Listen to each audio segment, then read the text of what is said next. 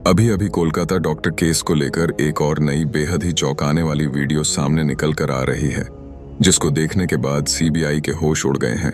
Doctor बिटिया के rape और मर्डर केस को लेकर एक ऐसे शख्स की पहचान की गई है जो कि टीएमसी यानी तृणमूल कांग्रेस से भी ताल्लुकात रखता है। सबसे हैरानी वाली बात तो यह है कि यह दरिंदा संदीप घोष का करीबी भी बताया जा रहा है, और यह दरिंदा इतना हैवान है कि आप इसके करतूतों के बारे में सुनेंगे तो आपकी रूह कांप जाएगी। दोस्तों, सीबीआई संदीप घोष से जुड़े सारे तार को खंगालने में जुटी हुई है। उसके जो करीबी हैं, उसके जो साथी हैं, उन सबको सीबीआई एक एक करके कटघरे में खड़ा कर रही है। और सबसे हैरानी वाली बात तो यह है कि संदीप घोष के जितने भी करीबी और उसके साथी हैं, वह भी सारे दरिंदे हैं। यानी कि संदीप घोष दरिंदों का पूरा जाल बिछाया हुआ है, और इसमें इनोसेंट और मासूम डॉक्टर फंसकर बलि का बकरा बन रहे हैं। लेकिन अब बहुत हो चुका, इन लोगों का पाप का घड़ा भर चुका है।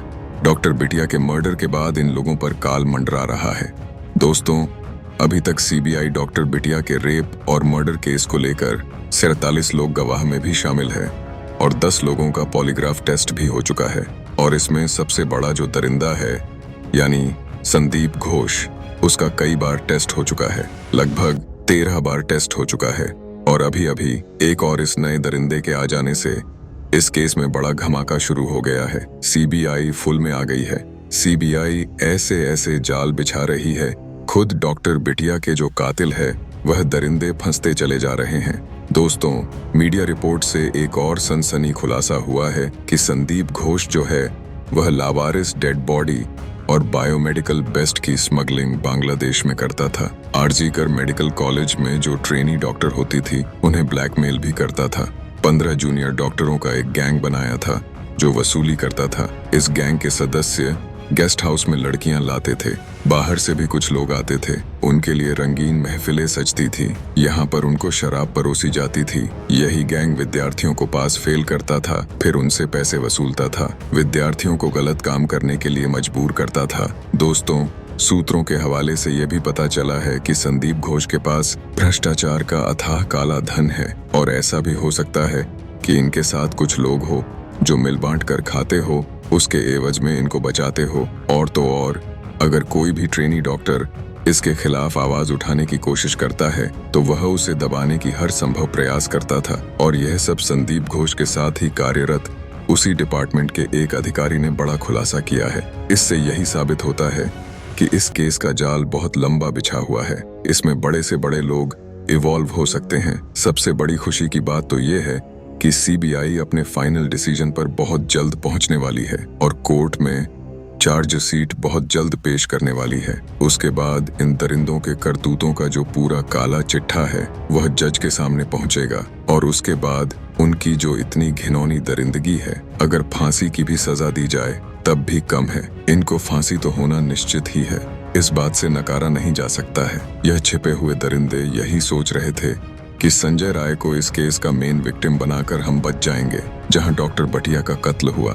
यानी सीन ऑफ क्राइम की जगह को तहस नहस करके सबूत को मिटाकर यह दरिंदे सोच रहे थे कि हम बच जाएंगे, हम तक सीबीआई नहीं पहुंच पाएगी। लेकिन हुआ कुछ और। देश की सबसे तेज तर्रा क्राइम ब्रांच सीबीआई ने इनको धर दबोचा। दोस्तों, सबसे हैरानी वाली बात तो यह है कि यह आम जनता किस पर भरोसा करे। जिन लोगों को आम जनता की रक्षा के लिए नियुक्त किया जाता है, वही अगर करप्ट हो जाएं, तो आम जनता बेचारी क्या करे। हम बात कर रहे हैं पुलिस की। दोस्तों, इस केस जुड़े कई ऐसे खुलासे हुए हैं जिसमें पुलिस के भी इस केस से ताल्लुकात देखने को मिल रहे हैं। पुलिस भरपूर प्रयास में जुटी हुई है कि इस केस को दबा दिया जाए। इस केस को पूरी तरह से कवर अप करने में कोई कसर नहीं छोड़ी है। सूत्रों के हवाले से बताया यह भी जा रहा है कि डॉक्टर संदीप घोष को डॉक्टर बिटिया के कत्ल की खबर मिलने के कई घंटे बाद उस घटना स्थल पर पहुंचा था, जबकि पुलिस पहले पहुंच गई थी। सबसे हैरानी वाली बात तो तब पता चली जब यह पता चला कि उस क्राइम ऑफ सीन का फिंगरप्रिंट एविडेंस लेने के लिए एक ऐसे ट्रेनी डॉक्टर को नियुक्त किया गया था, और बताया जा रहा था कि यह फिंगरप्रिंट एक्सपर्ट है। इससे यही साबित होता है कि शुरुआत से ही डॉक्टर बिटिया के रेप और कत्ल से जुड़े जो अहम सबूत थे, उनको मिटाने की हर संभव प्रयास किया गया है। अगर यह सबूत नहीं मिटाए गए होते तो सीबीआई को इतना लंबा समय ना लगता है इस केस को इन्वेस्टिगेशन करने में। दोस्तों, जो नए नए सबूत मिल रहे हैं इससे यही साबित हो रहा है कि पूरा हॉस्पिटल डॉक्टर बिटिया के रेप और कत्ल से जुड़ा हुआ है। जरा आप भी सोचिए, डॉक्टर बिटिया का इतने संदिग्ध स्थिति में रेप और कत्ल हो जाता है और डॉक्टर बिटिया के माँ बाप को एक नॉर्मल सुसाइड बताया जाता है। पहले तो उनको कॉल करके यह बताया जाता है कि उनकी बिटिया बीमार है। जब डॉक्टर बिटिया के माँ बाप और आर्ग्यूमेंट करते हैं तो उसके बाद उन्हें बताया जाता है कि आपकी डॉक्टर बिटिया ने सुसाइड कर लिया है। लेकिन डॉक्टर बिटिया के माँ बाप को यह विश्वास नहीं हो रहा था क्योंकि उनकी डॉक्टर बिटिया कायर नहीं थी, एक साहसी बिटिया थी। मुसीबत से लड़ना वह जानती थी, इसलिए वह इतना गलत काम नहीं कर सकती है। इसलिए डॉक्टर बिटिया के माँ बाप को यही लग रहा था कि डॉक्टर बिटिया को जानबूझकर मारा गया है। और तो और दोस्तों, हॉस्पिटल के जो और भी स्टाफ लोग हैं वह भी इतने दरिंदे हैं, या हो सकता है कि संदीप घोष के डर से ऐसा गलत कदम उठा रहे थे या बेक है। और आपको बता दें, डॉक्टर बिटिया के माँ बाप को 3 घंटे तक अस्पताल में वेट करना पड़ा था अपनी बिटिया का चेहरा अंतिम वक्त देखने के लिए। इससे ही लगता है कि हॉस्पिटल पुलिस और कई ऐसी बड़ी हस्तियां डॉक्टर बिटिया के रेप और कत्ल के पीछे हैं, तभी तो सारी चीजों को खुद के कंट्रोल में कर रखा है। एक नॉर्मल आदमी का यह काम नहीं हो सकता है दोस्तों। इसके अलावा संदीप घोष का एक और करीबी सीबीआई के रडार में है, जो खुद फॉरेंसिक मेडिसिन का डॉक्टर है, यानी कि डॉक्टर देवाशीष सोम, जिनका आरजी कर के साथ कोई लेना देना नहीं है। वह उस दिन क्राइम सीन पर मौजूद थे जब बच्ची का पोस्टमार्टम हो रहा था, तब भी वहां पर मौजूद था। उसकी तो आरजी कर में पोस्टिंग ही नहीं है, तो वे वहां क्या कर रहा था? क्या सबूत मिटाने आया हुआ था? क्या यह भी रेप और मर्डर में शामिल था? दोस्तों, बताया जा रहा है कि सीबीआई के हाथ सारे सबूत लग चुके हैं। सीबीआई फाइनल अपने डिसीजन पर पहुंचने वाली है 1-2 दिन में। सीबीआई अपनी सारी रिपोर्ट को अदालत में पेश करेगी। उसके बाद डॉक्टर बिटिया के जो हत्यारे हैं उन्हें फांसी की सजा दी जाएगी।